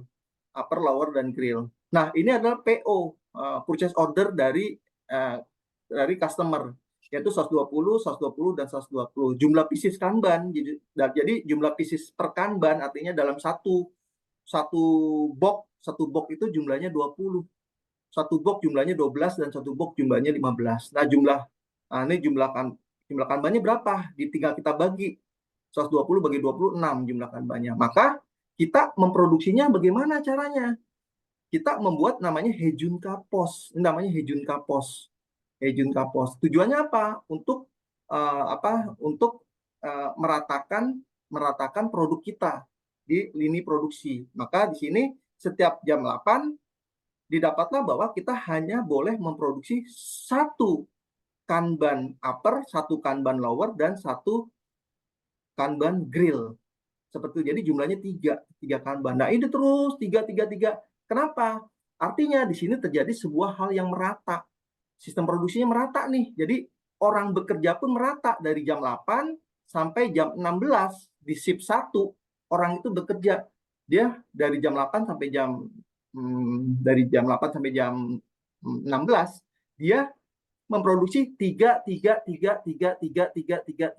Maka dalam hal rata jumlah seperti ini, maka orang operator yang bekerja dalam memproduksi produksi tersebut, dia cycle time-nya akan sama, ya, dengan cycle time yang sama, yang rata, maka didapatlah di sini keseimbangan dalam hal ergonomis si operator. Kalau kita misalkan upper kita buat dengan jumlah yang banyak, atau upper dulu semua kita selesaikan dengan cycle time upper yang sangat berat pengerjaannya, maka di sini upper selesai sampai jam 13, maka dari jam 8 sampai jam 13 proses pengerjaan upper ini akan sangat berat. Lalu masuk ke pekerjaan lower yang sangat ringan, maka dari jam 14 ke jam 16 pekerjaannya sangat ringan. maka terjadinya fluktuasi pengerjaan dari si operator. Jadi operator sini dari jam 8 sampai jam 13 itu berat, dia capek. Tapi dari jam 14 sampai 16 itu ringan. Tapi dengan adanya Hejunka, maka pekerjaan si operator akan rata dari jam 8 sampai jam 16 dengan tenaga dan kekuatan yang rata. Makanya perlu namanya Hejunka. Nah, sekarang kita masuk ke tadi tiga prinsip just in time. Jadi 3 prinsip just in time, pertama adalah pooling system. Kenapa sih pooling system? Artinya adalah proses sebelumnya hanya memproduksi barang sejumlah yang diambil oleh proses berikutnya. Jadi kalau kita ilustrasikan seperti ini, ada permintaan customer, maka kita delivery based on dari permintaan customer. Lalu kita ambil dari gudang, kita packing, lalu kita buat proses welding, lalu proses stamping, dan permintaan ke customer. Nah, inilah konsep pull system. Artinya apa? Pull system ini ketika ada customer minta, maka kita akan buatkan. Kita tarik permintaan. Oh, customer minta, maka kita harus delivery. Delivery habis, kita masuk ke inventory, masuk packing dan welding, stamping sampai permintaan ke supplier. Jadi kita tariknya adalah tarik dari depan, bukan push. Kalau push itu adalah, oh ada material, kita kerjakan, walaupun customer nggak minta. Itu namanya push system. Jadi push system itu nggak ada permintaan, kita buat aja. Akhirnya stok di depan, overproduksi. Finish good akhirnya overproduksi. Dan yang customer nggak minta sebenarnya. Apa yang terjadi? Kalau barang itu adalah barang logam, maka bisa terjadi karat. Kalau itu barangnya makanan, bisa menyebabkan kadaluarsa, dan itu sangat bahaya, dan itu cost-nya sangat besar. Nah, contoh, jadi sebenarnya sistem tarik atau just in time ini sebenarnya diadop dari sistem supermarket. Kenapa supermarket? Supermarket itu artinya ketika kita lihat ke Indomaret, ke Alfamaret, di situ ada rak Citato. Rak Citato ada tiga Citato di situ, numpuk 3 Citato. Nah, ketika customer ambil 1 Citato, maka rak itu tinggal 4 Citato. Maka si karyawan Indomaret akan melihat bahwa rak tersebut ada kosong 1, maka diisi lagi Citato 1. Itulah namanya konsep supermarket. Kita mengambil barang yang sudah menggantikan barang yang sudah diambil oleh si customer. Nah, ini adalah proses produksi. Nah, adalah konsep yang kedua, yaitu proses produksi secara terus-menerus. Jadi, prinsip just in time yang kedua adalah sebisa mungkin dalam mengatur proses produksi itu one piece flow. Jadi, one piece flow ini adalah level just in time yang paling tinggi. Level just in time yang paling tinggi. Kenapa saya bilang level just in time yang paling tinggi? Karena dia hanya melayani satu persatu based on dari permintaan customer. Nah, sebenarnya di dalam just in time itu ada level, yaitu one piece flow, ada Kanban by Kanban, ada load making. Nah, itulah level-levelnya. Jadi, pertanyaan yang paling sering muncul ketika kita bicara just in time, bagaimana kita bisa just in time, bagaimana kita bisa one piece flow jika proses produksi kita memerlukan dandori time atau setup mesin yang lama. Nanti kita bahas satu persatu di slide berikutnya. Oke. Nah, konsep yang ketiga, prinsip ketiga dari just in time adalah takt time. Jadi, sebelum kita bahas tentang takt time, apa sih takt time? Pertama kita harus tahu proses produksi. Ini contoh proses stamping ya. Inilah proses stamping. Contohnya proses stamping ada prosesnya singkat, jadi saya ambil contoh proses stamping. Di sini ada material blank sheet, material plat logam blank sheet masuk ke proses trimming, potong, proses drawing, pembentukan, redrawing, lalu spot welding, jadi barang. Maka sekarang kita artikan satu-satu. Nah, ini adalah pos 1, pos 2, pos 3, pos 4 sampai kejual ke jadi masuk ke gudang sebagai finish product. Nah, kalau kita bicara tentang just in time, maka kita bicara tentang time, tentang waktu, bagaimana kita bisa mengatur waktu dalam sistem produksi kita. Jadi, kalau di sini kita lihat pos 1, maka kita di pos 1 ini ada namanya cycle time. Cycle time itu proses membuat waktu yang dibutuhkan dalam membuat satu produk secara cyclic. Makanya namanya cycle time, dia cyclic. terus-terusan kerjanya ya itu aja terus muter dari titik A ke titik berikutnya lagi, dari titik A ke titik A, titik A, titik A, namanya cyclic, makanya namanya cycle time. Maka kadang ada orang bicara bahwa oh karyawan gudang ngambil barang tapi dia nggak cyclic kerjanya, tidak bisa dibilang cycle time seperti itu, karena dia cycle time ini hanya berlaku untuk waktu yang dibutuhkan membuat produk dengan waktu cyclic itu berulang terus menerus. Nah, ini adalah cycle time. Nah, bagaimana dengan tag time? Tag time ini adalah tarikan si customer. Jadi, tarikan customer sini adalah waktu yang ditentukan untuk membuat satu unit produk. Waktu yang ditentukan untuk membuat satu unit. Rumusnya apa? Total waktu operasi per jam dibagi total kebutuhan unit per hari. Jadi misalkan dalam satu hari ini kita kerjanya 8 jam, orderannya 200, maka 8 jam bagi 200, itulah tag time kita. Tag time, waktu yang kita butuhkan, tag time, tarikan, artinya setiap sekian menit produk itu akan keluar. Karena menit itu adalah menit yang ditarik oleh si customer. Permintaan customer setiap 10 menit, misalkan 10 menit, 10 menit, 10 menit, 10 menit, itu adalah permintaan dari customer. Nah, lalu ada yang namanya lead time. Lead time ini adalah waktu yang dibutuhkan dalam satu lini proses pembuatan produk. Semuanya ini adalah namanya lead time. Dari awal supply material sampai jadi finish good, namanya lead time produksi. Nah, lead time produksi. Lalu kita bahas satu persatu, nanti kita lanjut. Nah, gimana sih sebenarnya kita dalam membuat melakukan just in time? Gimana sih kita melakukan just in time? Sebelum kita melakukan just in time, maka kita harus membuat yang namanya value stream mapping. Value stream mapping apa? Jadi kita harus memetakan aliran nilai produksi kita. Nah, kalau kita lihat di value stream mapping ini adalah proses industri otomotif. Jadi industri otomotif itu terdiri dari proses stamping, welding, setelah proses stamping ada proses welding, lalu masuk ke proses painting, lalu masuk ke proses assembly, lalu masuk ke proses shipping, dan masuk ke shipping inventory atau pre-delivery check, PDC di sini. Lalu kita menghitung berapa sih cycle time-nya dari proses stamping. Oh, cycle time-nya adalah 6 detik. Berapa sih dandori time-nya atau change over, penggantian dice. Jadi kalau proses stamping itu ada dice ya.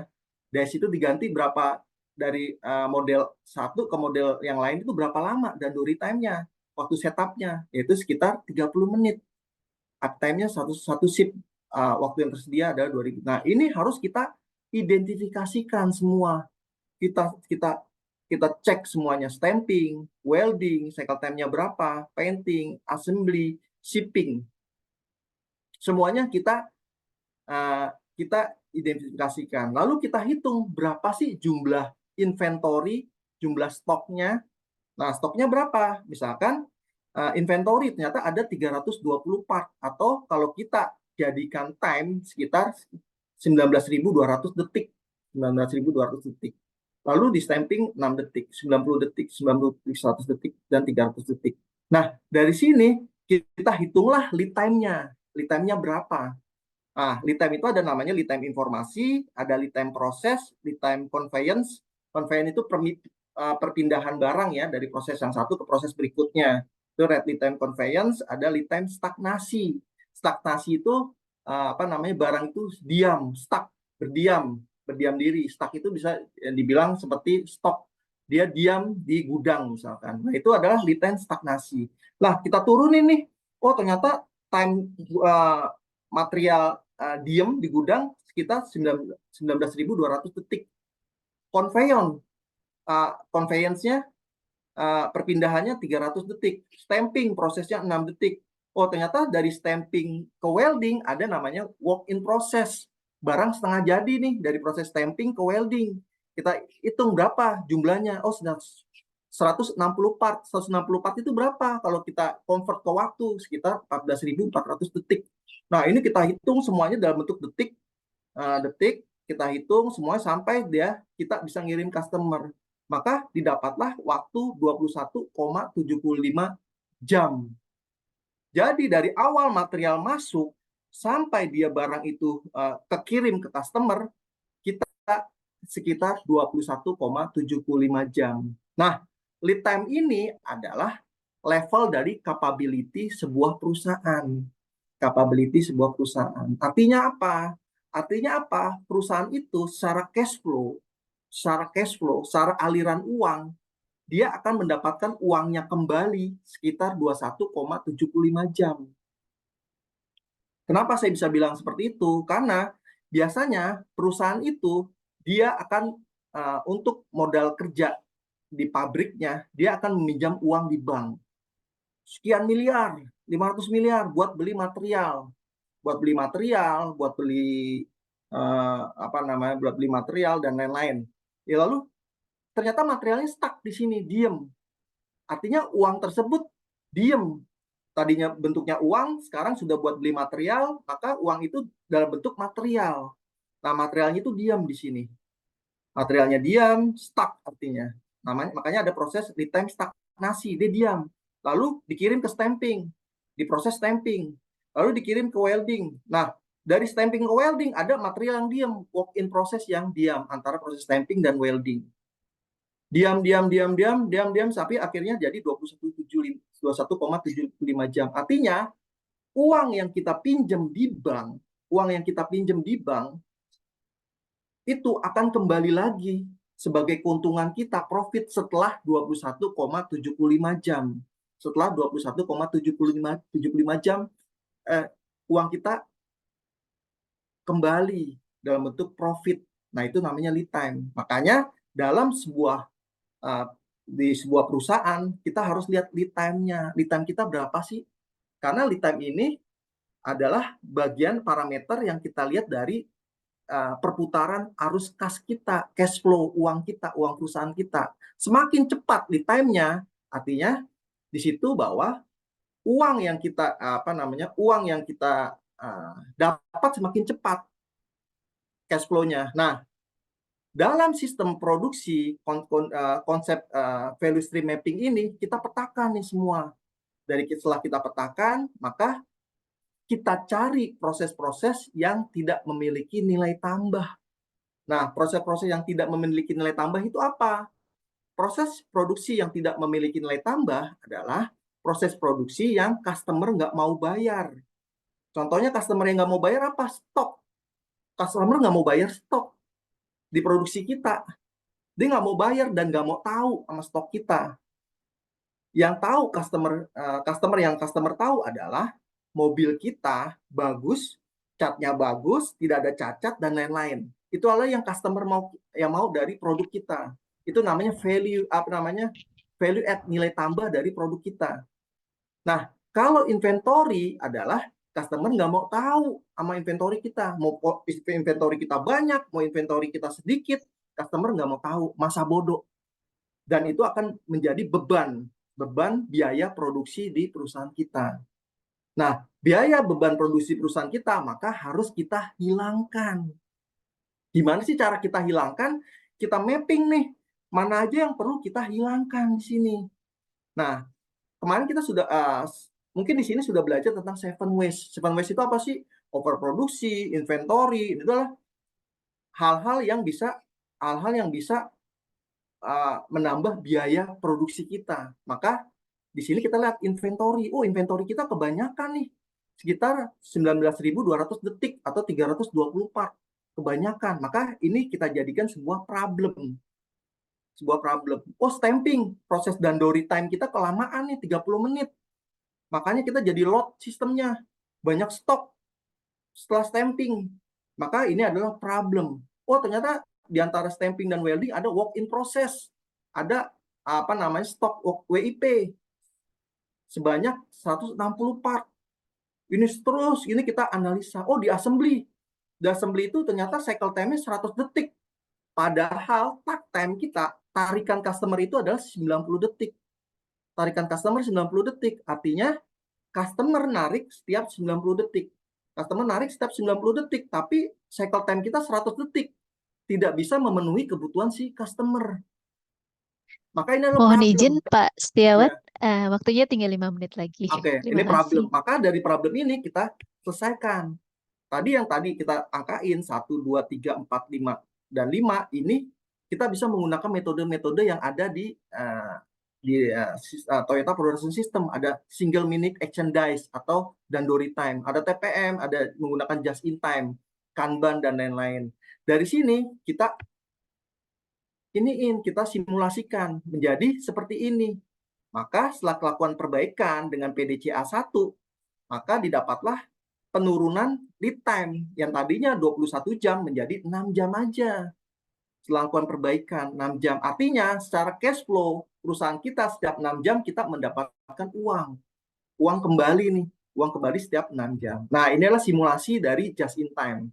Jadi simulasi just in time mulai dari customer, ada proses shipping, ada store, ada Hejunka, lalu ada land store, dan ini ada produksi. Jadi kalau kita lihat di sini, ada permintaan dari customer dalam bentuk Kanban. Dari customer, lalu diproses ke proses berikutnya.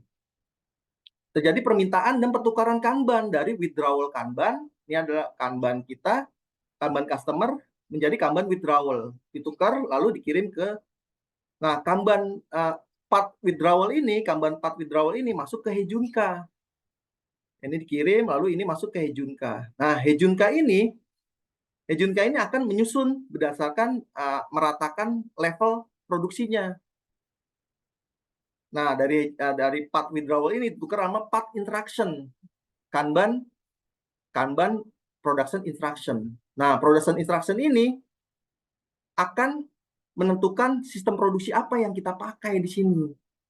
Kalau one piece flow, mungkin di proses stamping, proses plastic injection tuh nggak bisa karena dandori time-nya lama. Maka kita menggunakan namanya lot making. Kita bahas satu persatu di sini. Nah, ini adalah proses Kanban by Kanban. Dari Hejunka masuk. Terjadi pertukaran. Lalu diambil materialnya. Nah, ini adalah proses Kanban. Dan ini adalah proses lot making. Kenapa sih kita menggunakan lot making? Karena ada proses produksi yang proses dandori waktu setupnya di proses stamping dan plastik biasanya dia sangat lama, maka dia menggunakan sistem lot making. Artinya kita memproduksi setelah Kanban itu terpenuhi sebanyak jumlah beberapa Kanban. Seperti ini. Nah inilah proses simulasi just in time untuk masih manual. Nah, sekarang di pabrik kami, di Mitsubishi, kita sudah menggunakan sistem yang sudah ini contoh tadi Hejunka, ini contoh lot making, dan sini contoh lot making. Nah, ini adalah sistem picking lamp system. Di sini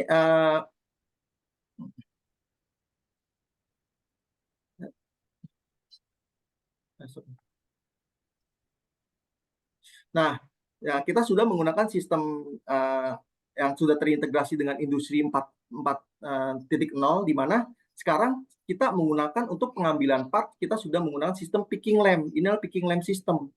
Ketika ada order dari Ikanban dari lini perakitan mengirimkan instruksi produksi ke gudang, maka di sini si Kanban ini dia si part gudang ini lampunya akan menyala nih. Maka si operator hanya mengambil lampu-lampu yang menyala di sini.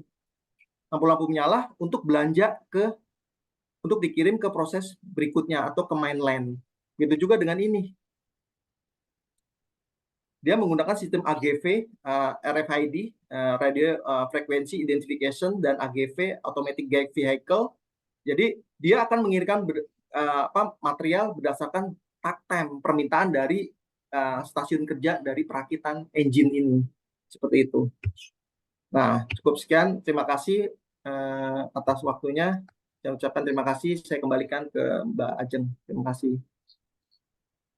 Baik, terima kasih sekali Pak. Menarik sekali ya mengenai TPS ini. Baik, tadi saya sudah cek ya Pak ya untuk di kolom chatnya ternyata banyak sekali pertanyaannya dan semuanya sudah dijawab oleh Pak Ahmad Rozak ya. Sambil Jadi dengerin mungkin ini Mas Tiawan sambil jawab nih. Takut keburu puasa. yang luar Kenapa biasa buka sekali puasa? ya semuanya Nanti Mas Tiawan silakan sampai sambil menambahkan. ya Masih banyak. barangkali ada yang belum terjawab di chat boleh Masih langsung banyak kayak. bertanya kepada Pak Ahmad Rozak dan Pak Setiawan, teman-teman semua. Nah, bagi peserta yang hadir ingin bertanya atau pertanyaannya belum dijawab di kolom chat, silakan untuk kami beri waktu Atau mungkin untuk langsung yang mendapat dibuka aja ya, pertanyaan. pakai penjelasan lebih enak daripada mengetik. Oh gitu, baik. Iya. Eh, Berarti tadi ada beberapa ini ya Pak ya, ada beberapa kriteria Masih banyak pertanyaan yang ya. belum. Baik. Nanti mohon bantuannya Pak, nanti untuk 3 penanya terbaik gitu ya, 3 penanya terbaik nanti akan dihubungi oleh panitia karena akan mendapatkan hadiah yang menarik. Jadi saya mohon kesediaannya kepada Pak Ahmad Razak dan Pak Setiawan untuk memilih nanti 3 pertanyaan terbaik di kolom chat. Apakah ada pertanyaan lagi Bapak-Bapak, Ibu-Ibu yang belum terjawab atau mau dijawab langsung Pak? Kita bacakan saja. Ya, mungkin gitu boleh. Mungkin dari bawah kali ya. Tadi kan saya jawabnya dari atas tadi. Mungkin Baik, biar nggak apa baik, namanya tumpuk atau double penjelasan dari bawah. baik. Untuk pertanyaan Mas Muhammad Rizky tadi sudah dijelaskan ke Pak Setiawan ya bahwa tentang tag time dan cycle time tadi sudah dijelaskan. Kemudian untuk pertanyaan Pak Ari Supriyadi, saya Ari Supriyadi dari MTI 33 mau bertanya mengenai TPS. Apakah TPS ini dapat diterapkan secara utuh tapi bukan pada industri otomotif, tapi industri lain yang sifatnya sama yaitu mass production, Pak? Silakan mungkin Mas Tiawan. Saya sambil ngetik-ngetik lagi. Nanti saya tambahkan kalau emang ini. Oke, jadi menarik ya. Jadi sebenarnya TPS itu sebenarnya konsep dasarnya memang dari otomotif ya datangnya ya. Tapi sebenarnya di situ di TPS itu ditawarkan ada yang namanya konsep Seven Muda ya. Nah, sebenarnya Seven Muda ini bisa kita terapkan di industri selain otomotif, mau itu jasa, perbankan dan lain-lain. Karena kalau kita bicara dengan Seven Muda atau 7 pemborosan itu bisa diterapkan di banyak industri produk maupun industri jasa.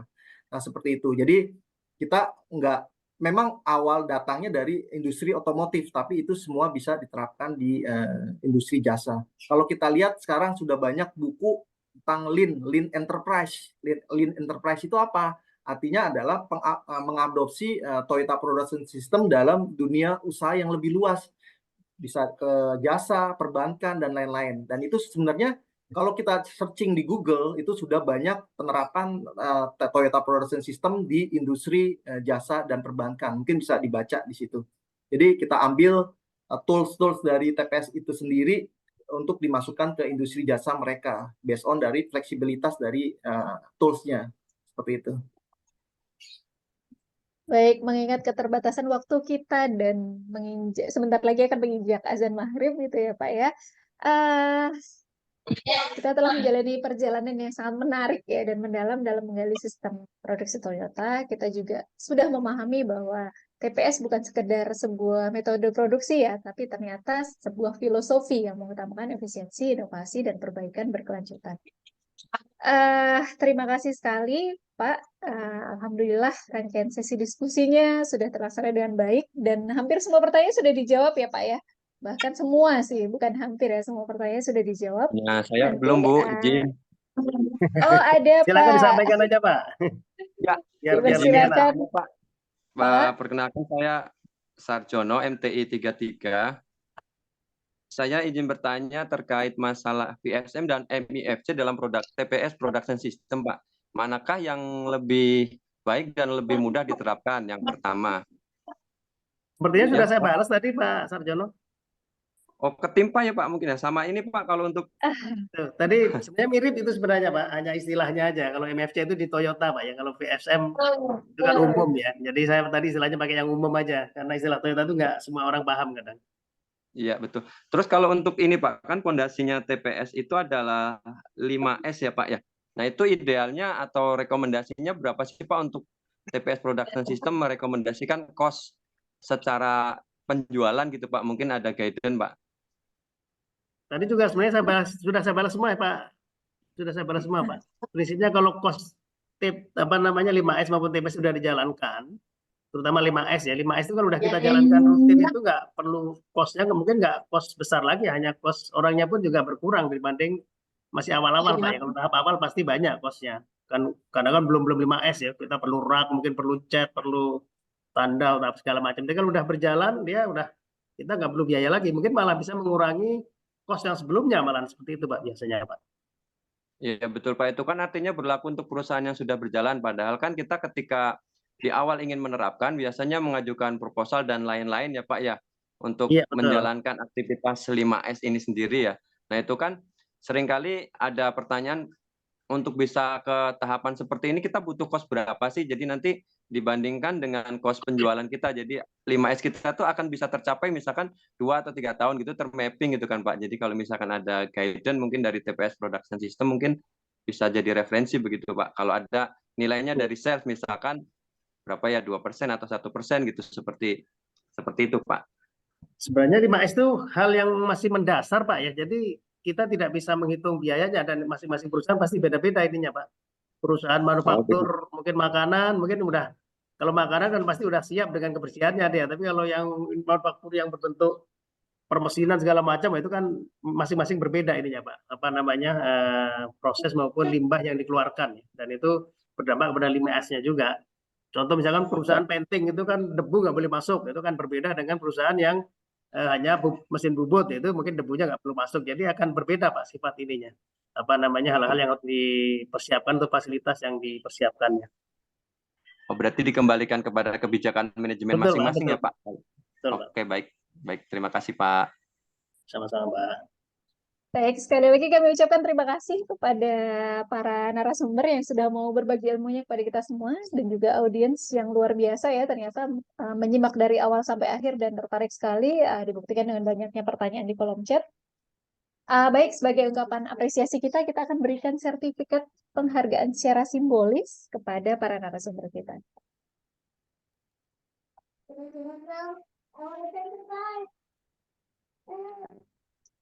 Baik, penghargaan diberikan kepada Bapak Ahmad Rozak. Terima kasih sekali, ilmunya Bapak menarik sekali. Sama-sama, terima kasih para panitia. Baik, selanjutnya untuk sertifikat selanjutnya diberikan penghargaan kepada Bapak Setiawan. Terima kasih sekali Bapak atas waktunya dan ilmu yang diberikan. Ya, terima kasih banyak, sama-sama. Semoga bermanfaat ya. Amin, amin. Boleh kita kasih aplaus ya untuk Bapak Ibu semuanya. Baik, kita juga akan reminder kembali bahwa nanti bulan Juli akan diadakan seminar nasional kolaborasi antara Mercu Buana dengan Hiroshima University, dan itu akan sangat menarik sekali ya. Kita akan umumkan nanti berikut yang tampil pada layar nanti akan diadakan di bulan Juli. Ya, nasional seminar. Silakan bagi Bapak Ibu yang ingin untuk submit paper, akan persilakan gitu ya di NDCIA 2024 ya karena. Baik, mengingat keterbatasan waktu kita, saya ucapkan terima kasih sekali lagi kepada seluruh hadirin dan narasumber yang sudah berpartisipasi aktif dalam webinar kali ini. Dan akhirnya saya Ajeng Gigi mewakili Mercu Buana dan mewakili seluruh panitia yang bertugas. Mohon undur diri. Terima kasih. Wassalamualaikum warahmatullahi wabarakatuh. Dan sampai jumpa di webinar selanjutnya. Selamat berbuka puasa semuanya. Assalamualaikum warahmatullahi wabarakatuh. Untuk nanti pemenangnya akan diumumkan dan dihubungi oleh panitia. Assalamualaikum warahmatullahi wabarakatuh. Terima kasih semuanya. Terima kasih. Pak, Terima kasih Ibu, Pak, waktunya, ilmunya. Terima kasih semuanya. Terima kasih semua. Maaf bila ada yang kurang.